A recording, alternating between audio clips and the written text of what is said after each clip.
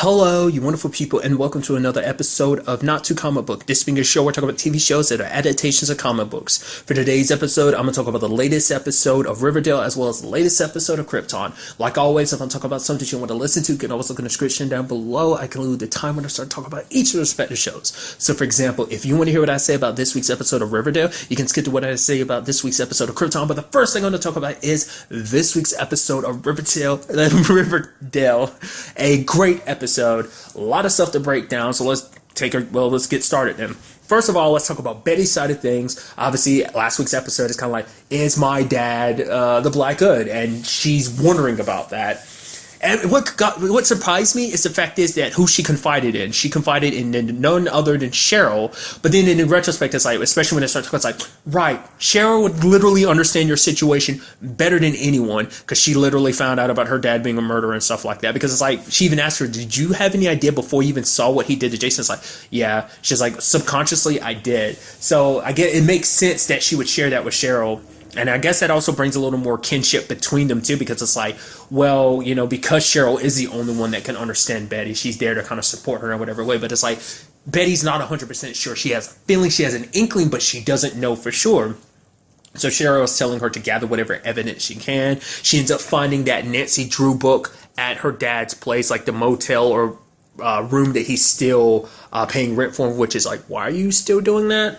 There's got to be something up with that. That's a little shady. But basically, she found a book there, which she talked about being a cipher to it was one of the ciphers to figuring out one of the Black Hood's codes, which part of me wonders, like, because at that time, it was kind of like there were two different ones. There was one from the Black Hood, and there was one that wasn't from the Black Hood. So maybe part of me wonders is how kind of, like, there's part of me that's like, oh, maybe Hal is the one, but there's another part of me that's like, maybe it's not Hal. Maybe it's just like he is playing along. Maybe just to kind of drum up more attention for him to kind of report stuff at the registry. He's kind of committing, like, he's kind of causing more problems, but maybe he didn't I don't know. Maybe he's trying to take advantage of the situation for whatever reason. Because it's even interesting, because even Cheryl's like, he can't really be the Black Hood. Like, he was literally bumbling around Thistle House. He couldn't be quiet or secretive if he wanted to be. Like, all the stuff him running around, him and my mom, Penelope were doing. So it's like, he can't be that covert about things. So obviously, it can't be him. But Betty has her doubts, because she also sees the darkness in herself. She thought that Chick would be the one to kind of help her with that darkness, but she found that darkness in the Black Hood, and he saw it in her, and now and especially with her dad saying, like, yeah, I suffer from that same darkness. When I was away from you and your mom, I was drowning in it. It's like, okay. Because what's also the basic question is, like, why Paul's is kind of the biggest question. Which, to be fair, things in the episode kind of make it seem like, well, he was there with Betty when the Black Hood later on shows up, so it's like, it can't be him, can it? Not unless it was someone because everything seems like it's pointing towards Hal, but I think Hal is kind of an impersonator. I think he kind of has a little bit of darkness in him, because I think it seems like it could either come from her or Alice, because both of them seem like they have a little bit of darkness in them. I mean, both of them kind of, at least in, Hal comes from the whole messed up Blossom Cooper family situation, and then Alice comes from her days back as being a serpent versus who she is now, kind of being trapped between who she wants to be, who she should be type of situation. So kind of almost caught between her past and her present, so I don't know. And like, both her parents are kind of screwed up in their own way, so it's hard to say where exactly Betty gets all of that from. Because I was about to say, like, well, it's interesting, too, because we don't know where, I'm curious. Polly's been away. She went away again because of the Chick situation, which has kind of been resolved. But to be fair, it's like, well, the actress who plays Polly is also playing Robin on Once Upon a Time, so that's probably a big reason why you don't see her a lot in this season. Just something to kind of note. So, obviously, Betty is still very suspicious of her dad, like. So, I don't know. I'm kind of leaning towards it not potentially being Hal, but who's to say? It is interesting that the Black Hood comes to Cheryl at the end, because Hal does know that it was Cheryl and Betty, both of them doing it. Like, maybe because Black Hood's all about going after sinners, so is he just going after her because, like, well, like, Cheryl's committed quite a few sins in her time? Is it coming after her because it's like, oh, she's the one kind of helping Betty along? Which I don't know, like, would that really be enough of a reason to go after Cheryl? Like I said, not unless Hal is the real one, and then the one that showed up at the debate was an imposter. It's so hard to tell with this whole situation. So, and once again, the only person who knows this situation is Cheryl, because she's the only one she could really confide any suspicions with. And it's something even like Jughead was talking about. The fact of the matter is, it's like, yeah, I mean, Chick is gone for now, so life can't get much worse. And then, Betty knows that it potentially can, because she's also living with what she's done. Because it makes her fall apart too, because she's like, she blames, because she was actually scared when Chick's a body showed up. She was worried it might actually be Chick's. It wasn't. Even if he's not her brother, even if he caused her family a lot of pain, it's like, she's scared of ending up like the Black Hood, that he knows her so well that, like, the fact is, if he actually killed Chick, that would make her responsible. So she's like, did he catch up to Chick or not? Could that be what, because obviously, like, there's got to be something up with Hal having that room. So part of me wonders, is he actually stashing Chick there? Is he actually the Black Hood but decided not to kill Chick? Or does he have some kind of connection to Chick that we really don't know about? So he's stashing Chick away, but Chick just happened to be out of the room at that time. I feel like no, because if that was the case, he wouldn't want Chick running and moving about, because just in case Betty or Alice saw him. I mean, maybe this is some twisted game by Chick. Maybe him coming to that Cooper family wasn't necessarily an accident. Maybe it isn't just his connection to the real Charles. Maybe he was kind of sent here on purpose. I don't know. Maybe it wasn't just him trying to play up this life. I don't know. So many different angles about that. Another big part of this episode is Veronica. Basically, because of what she did with the whole Nicholas thing, she's caught a lot of people's attention into the mob world. So there's a lot of sons who are kind of sent to kind of be like almost suitors, in the sense of like, oh yeah, set up arrangements with Veronica and potentially have business arrangements with the lodges, essentially. So was it Elio? The person she finally decided to strike up business with, but it turns out his family's kind of not just connected to casinos. It's kind of like a front. And her dad wants nothing to do with it. But then she's like, no, I can make it legal. She talked to former Mayor McCoy about the whole situation, because has that come up before, that she was a lawyer? Maybe that came up before. I don't remember it ever being a thing, but nevertheless, it's kind of interesting where Veronica's story is taken with her dad, because it's like her parents, it's like it is always back and forth, because it's like her biggest problem with her dad this episode was the fact that he didn't show her any respect. It's like, I came to you with a good idea. It's like, no, I'm not. It's not just the whole, well, you didn't pay the ransom from Archie, because I guess that's like, well, whatever that situation is, like whether Archie forgives you ultimately determined whether she would forgive her dad. It's like, Archie forgave you, so I forgive you. But it's like, no, like for her, it's like the biggest thing is like, you're not listening to me. The fact is, there was an attempt on mom's life. Mom should back away, but you're telling her not to, that she should keep going, that this is bigger than just her. So it almost seems like you're seeing, because I especially feel it in this episode where you see Hiram is kind of like, Hiram has already kind of been a little venomous over the course of this season, but I feel like you really see him kind of sinking his teeth in particular this episode, because you see him not being the usually calm, composed person. It seems like everything around him, he's kind of losing his grip a little bit, and he's doing whatever he can to kind of tighten things back up, So like, you can understand where he's coming from, because it's like any potential connections to any of the other family, like in particular the family that Ilios family, like could potentially, they're like, we're literally just stepping out of the shadows, and you're willing to kind of draw us back in. Now that we're stepping out into light, we can't be associated with any more of that crap. So it's kind of like it would draw too much attention. It kind of stain your mom's reputation, make it so hard to kind of get this prison thing pushed through. So that's the main reason. But Veronica's super pissed, because it's like, I'm here and you're not listening to me. And it's like, well, I'll do things on my own. It's like, oh, that money you got? No, that's in a trust. You can't touch that till you're 21. And maybe it'll let you learn how to show a little more respect. So Veronica ended up saying that she's siding with Fred. Part of me wonders, it's like, oh, is that because she says like, oh, it's because I believe in you and everything. It's like, no, like, is that because you just want to side with Archie? Which I don't think it is. I think it is mainly like, you're just doing that kind of to stick it to your dad. So it's not for like the best reasons either. This is just kind of you giving your middle fingers to your dad for him not seeing you for the hard work you were doing. Because for Veronica, it's like all she's doing is trying to prove herself to her dad. It's like he never listens to me. So I think she's siding with Fred because she wants to crush her dad. And then it's like, oh, maybe next time you want to listen to me. Like, maybe that's kind of the purpose of it. I mean, because this is also meaning her going up against her mom. But I think in her mind, it also works as a win-win because if her mom loses, her mom's no longer in the spotlight. So she doesn't have to worry about her mom potentially being a target and kind of being caught up in this whole situation either. So, all while, like I said, giving the middle finger to her dad. So Veronica's kind of the rebellious type anyway, so I think that kind of fits her. Like I said, I don't know. Maybe she is legitimately on Fred's side because she thinks like, no, her dad's lost sight of things. But like, it's even like, because even she was talking about trying to do things legally, so it's not like she's willing. It's like she's not trying to compromise what they were doing, but it's just kind of like her voice isn't being heard, and it's like I'm not getting respect that like I deserve. It's like I'm tired of being just treated as your little girl. Like I've been a part of this whole situation. I've been helping you and mom out with everything, and yet you still treat me like kind of an invalid. So I don't know. That's kind of how I feel Veronica's feeling, but someone we kind of have to wait to see if that's the case.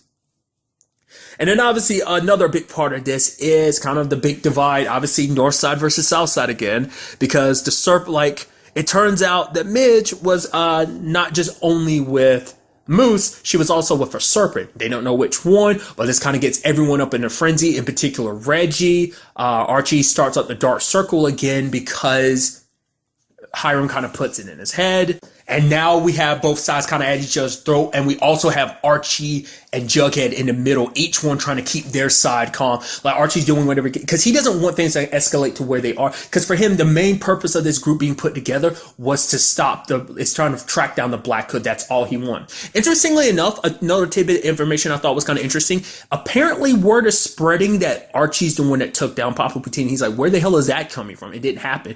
And he's like, Papa Poutine's son, Small Fries, is, kind of looking for Archie. So I'm assuming Hiram kind of spread that around potentially. It's like, I feel like you wouldn't have any other reason to do that. Like, I don't know whether that's meant to pressure Archie or whether that's something that's even outside of, Hiram's own control, but it just seems so interesting that like that exact rumor would spread. I guess it's because he's done some of the dirty work for Hiram. He's kind of stepped up and he's gained a lot of people's attention kind of in that mobster world. So they just assume it's like, oh, Papa Poutine dropped. It must have been an Archie. It must have been an Andrew's kid. Isn't that their last name? Yeah. Sorry. Nevertheless, I just thought that was kind of an interesting thing. Nothing happened because of that, but I feel like that's going to be something. I mean, the fact is they went out of the way to bring that up kind of makes you go, yeah, that's going to pop up sooner or later. So Archie's going to have a target on his back, much like his dad's got a target on his back.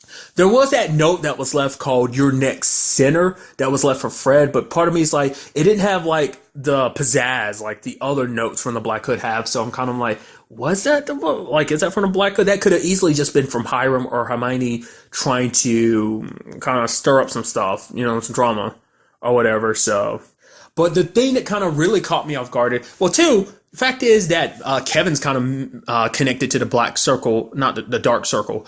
I guess for him, because it's like the sooner they catch the Black Hood, the better. Like he can fix things, get his dad back in the office and everything. And we haven't seen his dad this episode, but I'm sure his dad's kind of like the last time we saw his dad was kind of falling apart. So.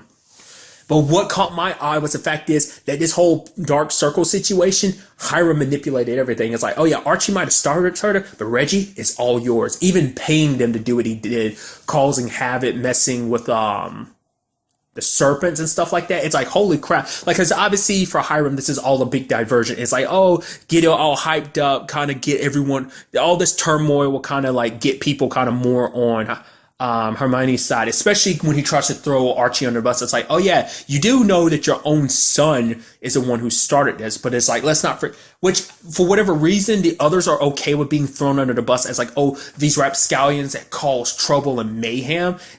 Like Reggie and them didn't look too bothered by it. It seems like Kevin doesn't worry about it either. I guess it's because his dad's not kind of going the situation he's going through. He's not really stepping in and be like, oh, well, Kevin, you're a part of this, I feel like before he would have kept an eye out for that, but I guess he's dealing with his own situation, his own ridicule, his own backlash from not being able to deal with the whole Black Hood situation, that we are where we are. Hermione trying to take advantage of it, being like, oh yeah, like Fane got arrested. He's the one that Midge was sleeping with, which kind of gets everyone hyped up because everyone's like, oh, he's the killer. But even Fred was like, we don't know he actually did it. Yeah, we're up here being so sure. It's like, wait till he's actually convicted before we know for sure that he's the one that did it. Which he isn't the one, because even Archie knows it's not him. Even Archie was like, "You idiots! He's not the one. He's not the Black Hood." But they're so caught up with their own prejudice, hating the serpents, that it kind of let Hiram kind of get them up in a frenzy. Like I said, even Kevin's not really thinking straight because he's so busy trying to get his dad his job back and trying to, so even he's not thinking straight.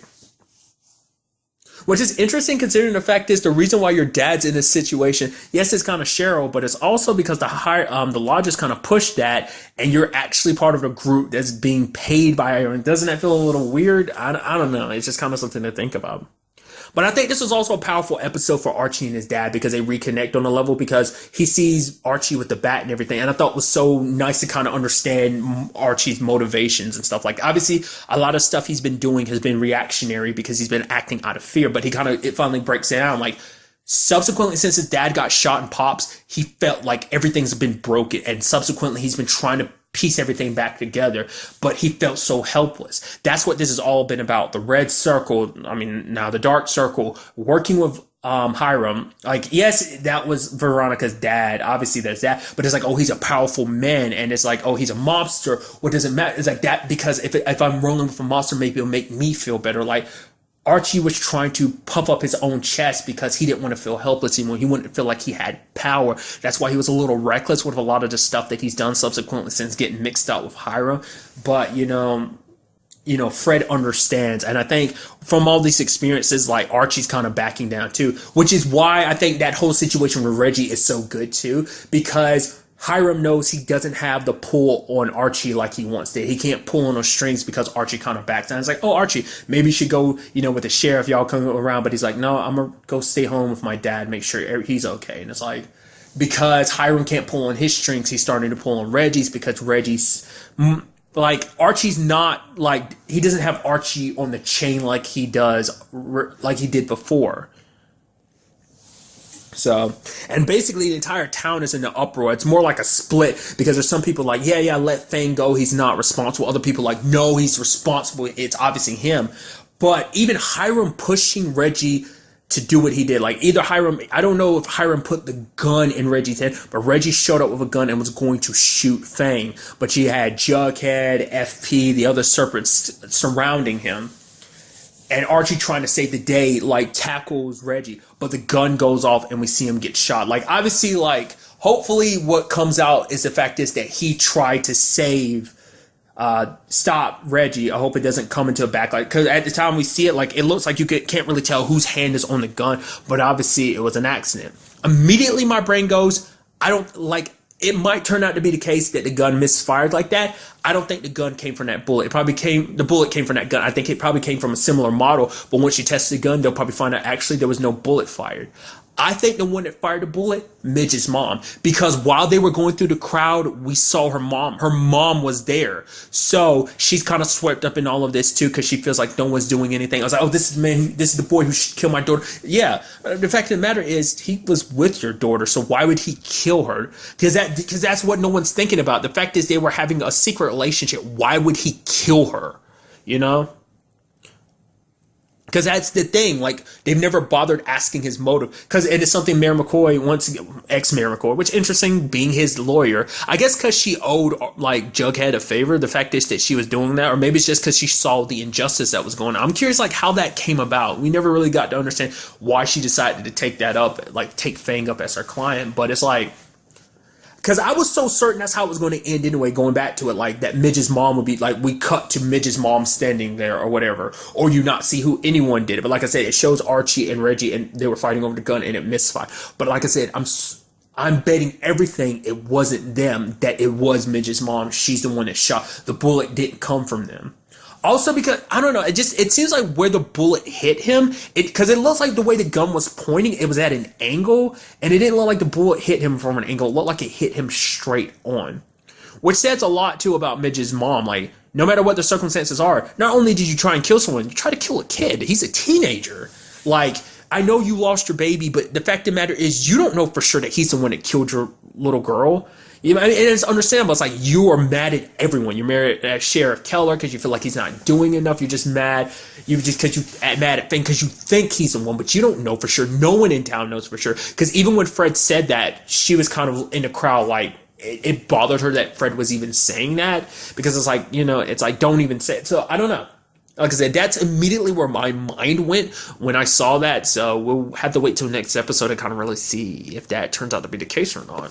So much to digest from this episode. I'm so interested to see what the next episode has in store for us, whether what ends up being the fallout, but like because of this, because like I said at the very end, we like with that situation we saw like a brawl about to ignite, and like also like where Jughead will stand with this, because obviously the Dark Circle was started by Archie. Granted, it went beyond him because of Hiram, and that's also going to be interesting too, where Archie's going to stand from this. It's going to like, you know, you're the one that started this, Reggie, and it's like, oh, the reason and the person behind this has to be Hiram. So I don't know. I don't think things are going to look too good for Hiram in the future, because everyone like Fred, Veronica, Archie, even Jug are probably going to go hard to make sure that he's taken down for everything, because it's like I said, it just seems like Hiram is no longer just acting behind the scenes. It seems like, I don't know, I feel like he's playing a more direct role, like of manipulating people. Like I said, it's interesting that they're the serpents, but I feel like he's more of a snake than they are, but that's just me. Like I said, ultimately we kind of have to wait and see what the next episode has in store for us. And now moving on to this week's episode of Krypton, a lot of stuff went down this episode. Obviously you have Darren's whole situation, which I guess I shouldn't be so surprised. I almost thought he wasn't going to notice, because like, oh, I can't look at the voice of Ra, but then like the possessed voice of Ra was just kind of like, now look at me, and was about to strangle him. It's like, oh, because what I find so interesting is, like, for one, him selling out like that, it shouldn't come as no surprise. But it's like he fought so hard because he thought he was going to be the leader. He was going to be the one to kind of set the path, the world on the right, like, you know, Krypton on the right path, you know, in particular Kansas City on the right path. But like the moment he was presented with Brainiac, this quote unquote superior being or whatever, it made him buckle just like that, which is so fascinating to me, because he acts so tough and he wants all this stuff done. Which also, it turns out he was actually leaving Kandor at the time of the assassination. I guess because it was his way of kind of shielding himself from any like plausible deniability type of thing. But what also got me was the fact is that he sold out his own daughter. I mean, to be fair, Brainiac could like sense deceit, just because of like its heartbeat and his breathing and stuff like that. But it's still like, that's your daughter you sold out. In fact, and he tries to make it justify it by being like, oh, I'm going to be the one to take you out. It's a lot more merciful. But it's like, no, it shows how much of a coward you are. This is your girl, your only daughter. Which is like, let's look at Jaina. What Jaina was willing to do for the sake of her daughter. Looks like you weren't willing to do the same thing for yours. And that sucks. It's also interesting, too, because we find out that he ended up like, the reason why he wanted the voice of Ra to die is because his parents worshiped the goddess of ice. But when when Ra was kind of like what all other like gods were supposed to be stopped worship, like his parents as well as others didn't. So the voice of Ra was kind of like, if you didn't submit and convert over to just Ra, you have to be wiped out. So...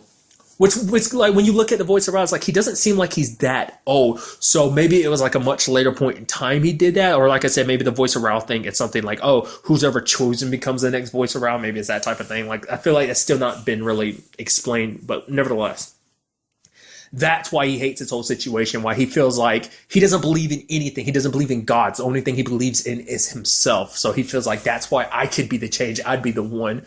Which now he's just doing whatever he can to survive, because he is a snake like that. Even Nissa confronts him. It's like, I was hoping, you know, maybe you lie and cheat, manipulate other people. I thought at the very least when it came to me, I'd be different. But it's like, apparently not. When it comes down to it, you're willing to sacrifice even me, you know?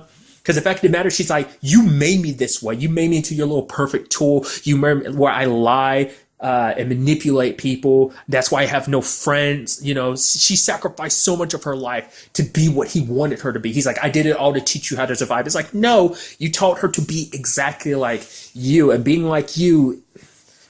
I mean, how could you call that surviving? Willing to do whatever you want throwing everything you believed in under the bus just to keep yourself alive instead of doing a fatherly thing and trying to protect your daughter. No shape or form did you try and wonder, it's like, okay, I got to get you out of here. Maybe you could have, I don't know. Like, it's just because you see this great power in front of you and you got scared. And that's just a shame that it came down to that. Other things to kind of discuss about this episode is the whole situation with Dev. I had a feeling Dev was possessed. The moment he uttered the words, "Oh, we were looking for Jane," I was like, we know the rest of the guards got possessed. I assumed he had too. I mean, I'm sure maybe he was kind of in that middle, but I didn't really see him. I was looking for him. I was like, I don't see him. But I was like, he mostly got possessed. It's probably going to play into the episode. And it did. And also, he kept his head covered up the entire, like when they were out there looking for Jane, I was like, oh, never mind. He's good. Because I was like, oh, obviously he must have taken his, whatever he has wrapped up his head, covering that up. Like, so obviously, like, he must not be possessed if but Lyta didn't see it. So I was like, never mind. I was right. I shouldn't have second guessed myself. Which is such a shame because Lyta, and him had a whole conversation. It's like, oh, like, you said that you love me. And it is kind of what I thought. It's like, well, I thought I was going to die. You've always been there for me. It's a situation of course she loves him, but she's not in love with him. Big distinction, because he's always been there for her. So she wanted to kind of make things better for him, which he goes, thank you for caring enough to lie to me.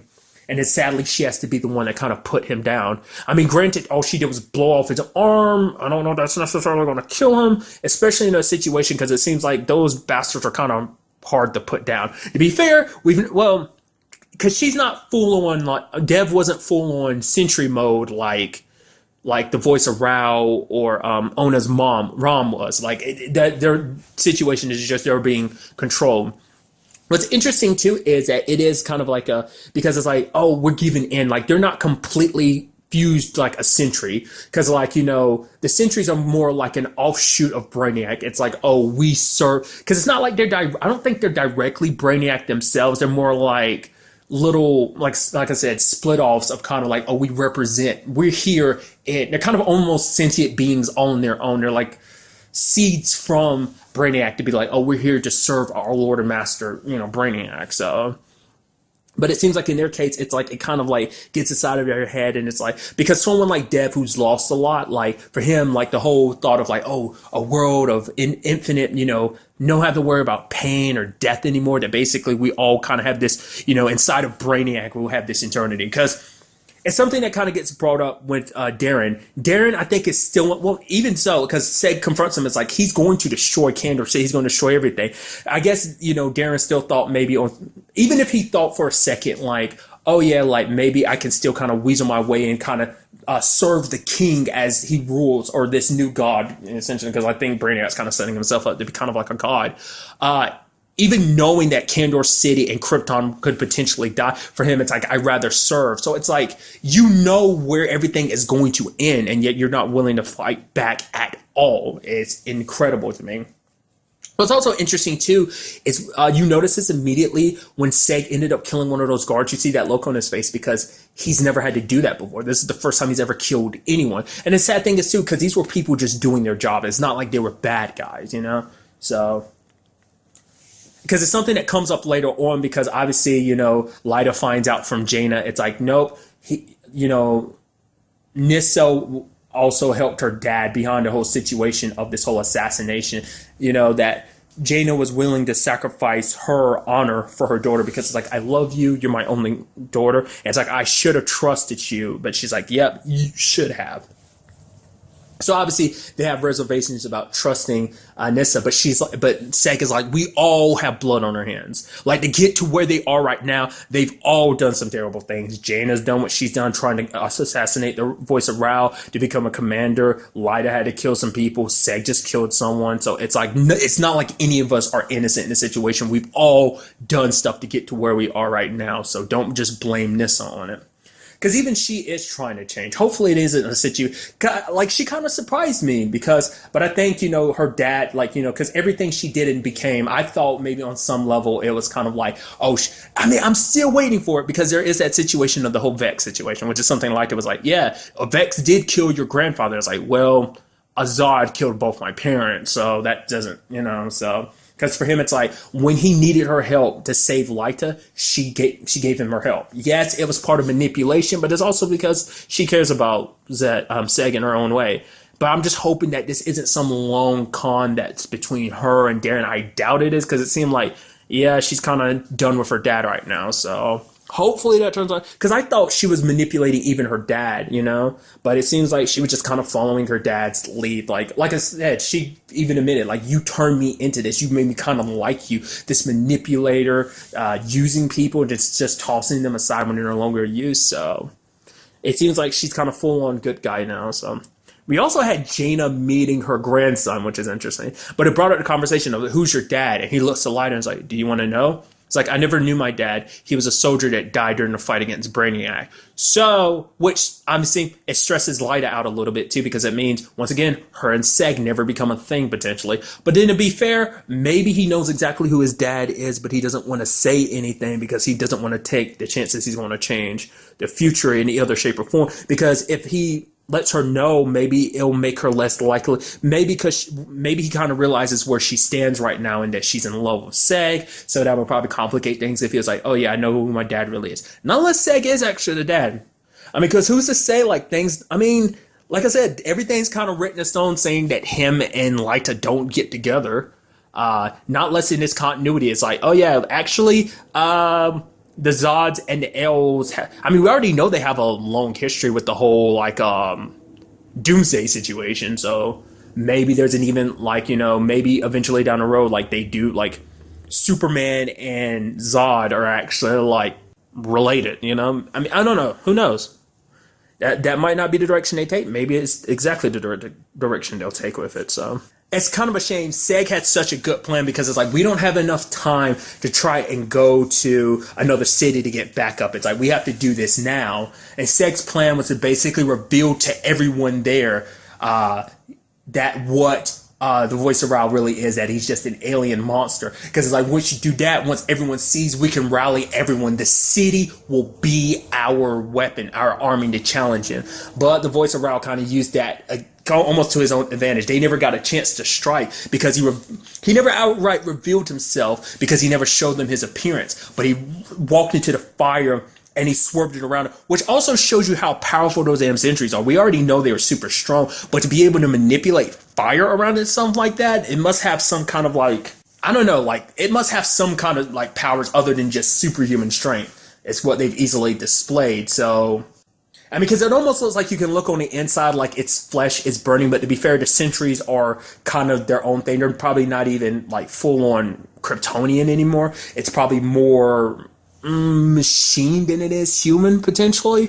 Whatever Brainiac is specifically, you know, because like I said, I've always treated him as being more like a machine, but nevertheless, which is kind of a whole thing too. I learned about too, because I was recently doing something related to Superman.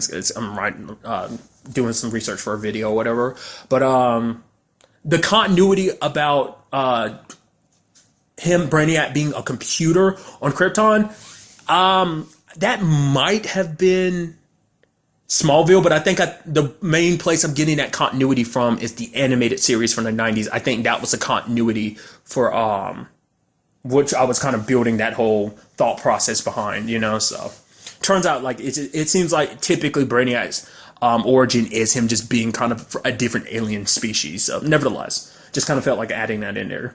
So now this basically took the potential army that Seg and the others would have had, and now it makes it potentially their enemy, because now they've all kind of been swept up because they think, oh my God, this is a miracle. He's calm. Like, everyone's going to look at him the same way that Ona was looking. I was like, oh my God, he's a god or something. He's a messenger from a god. So people is like, oh, especially because, oh, we get like eternal life and stuff like that. So like I said, they didn't see his appearance, but seeing him covered in a fire, still talking to them, makes it go, oh, obviously he's more. He's so much more than just a Kryptonian. He's a god, you know. So maybe that's definitely going to influence things going forward. So, and obviously he's still got Darren, who can still has control of the Sagittari. So, well, and also, well, because now Jaina's kind of out of the picture because she's considered a traitor. Then there's a whole situation with his own guardians. Now he's got even more Sagittari under his own control. Doesn't even necessarily need Darren. He already has quite a few under his own control, if not all of them. It seemed like it was just a specific group, but who's to say eventually, given enough time, he'll probably get them all underneath his thumb. That way he won't have to worry about trying to hide and play politics and keep up this role forever. Now he doesn't need to keep the role up forever because he's got so many people kind of under his thumb without even having to fully possess them. So, but maybe that's something we'll kind of get to soon enough. So, but another big part of this episode is obviously Adam's kind of drunk, kind of, sad about everything playing out the way it did between him and Say. So he goes to the Fortress of Solitude, which I'm also surprised. I'm sure that's going to come up soon because it's like, well, we need a place to meet because the city's not safe. It's like, well, he's probably going to take everyone to the Fortress of Solitude soon enough. So I feel like that's good. That's kind of, because I'm sure getting out of the city won't be that easy, but getting out to the fortress might be hard too. If they probably steal a vehicle, they'll probably be able to do it, but nevertheless. He could probably always hide out at Kim's place too, but I feel like the fortress is probably a much better place. Also, we did kind of cut back to the cape. It's something I talked about too. It's like, yeah, it seems like the cape is still disappearing, so that's still a concern to be worried about, like Superman's future being in danger, But it kind of comes out, during the whole situation. As I figured, Adam is kind of a fanboy. He kind of ranks it himself. He's like, I have no powers and stuff like that. Honestly, I'm kind of a D-list superhero. So probably people like, probably Wild Dog might be kind of Mr. Terrific or great, probably examples of that. Like, not the top tier, like, heroes when you think heroes or Justice League, you think Batman, Green Lantern, Superman, Flash, Wonder Woman, Martian Manhunter, Hawkman and Hulk. Those are typically the ones you go to just because of Justice League animated. Those are kind of at the top. Oh yeah, Aquaman, like those kind of wanted to go to, and Cyborg too, which is always interesting because I think it's because I always associate him with the Teen Titans. I never really associated him with the Justice League because in my mind, because I saw him as a Teen Titan first with the Cartoon Network showing Teen Titans all those years ago. So I think that's why. But nevertheless, going on a tangent. But that's what this was all about. Because, like I said, no one told him about this mission. He went on his own. Like I said, that's why he knows very little about it. Because even he probably doesn't know that. Like, he's not that close to Superman or Clark. Because he doesn't, like, if it was any other Justice League, they'll probably be like, oh yeah, this and that. Because, like I said, this typical storyline with Brainiac, apparently that seems like this is in line with his typical story in the comic books. Like him uprooting Kandor. So it's like, holy crap. Because I kind of got things wrong like Adam, but I guess that's kind of the point. Because it's Superman's origin story. Like, it's been around for 80 years now. So it's kind of like there's always been people keeping a lot of the key stuff similar, which is something else I'm kind of talking about in the video that I'm going to be doing. Hopefully it goes up. I'll record it tomorrow. Tomorrow as in Thursday when this is going up. But nevertheless, and hopefully the video will be up on Friday. But nevertheless, but a lot of this, stuff here and there changes. So it seems like maybe this is one of those continuity things where it's like, oh yeah, in some versions, this is kind of what happens with Krypton. Like I said, there's a whole animated series where it's like, oh no, like Brainiac knew about the destruction of Krypton because he was a supercomputer, but he kind of was like, I'm not going to tell anybody else about it, that type of thing. So nevertheless, which is interesting too, because I think in that same continuity, Zod kind of worked alongside him, probably unknowingly, because it kind of made Jor-El kind of seem like the bad guy in that situation from when I was reading. So, nevertheless, kind of, once again, going on another tangent. But that's all, like, Adam's been trying to do. He wanted the Justice League. He said it himself. I was like, that's kind of interesting. It's like he just wanted the Justice League to know him because he is a nobody. Like, he's like, I'm not really much of a hero. The only thing he has is that Zeta Beam device. That's kind of like the only thing to him. He has no superpowers or whatsoever. So, but obviously Val tried to talk to him and it's like, okay, you might not have had the best intentions of coming here, but the fact is you came here speaks a lot. Like, the fact of the matter is all you need to do to be a hero is to help people. And it's like, it's kind of something Adam kind of got so caught up in, because the fact of the matter is like, what does Superman do? Why is he known as the greatest hero? Because he helps so many people. That's what makes you a hero, is stepping up and doing the right thing and helping people. It's like, I guess because he's not that tight with the Justice League. Because I feel like you could have talked to probably one of the Flashes, depending on where this continuity takes place in the timeline. Like, whether it be Barry, Wally, or Bart, depending on which one of them is the Flash. Maybe even Jay, which I highly doubt it. It's most likely one of those three. But it's like any one of them could have been like, yeah, time traveling's not probably a good idea because, you have to be careful with it because you might screw things up, things could, it doesn't seem like that's something Adam was necessarily worried about. To him, his sole intention is to keep the timeline as close as possible. And hence why he's kind of wanting to be like, yeah, let Krypton get destroyed. It has to, or we won't get Superman, so. Because even now, he's like, nope, there's still something I got to do here. Because in his mind, too, it's like he sees the capes disappearing, so that means Superman's future is still in danger. And his mind is like, oh, I got to stop Zod.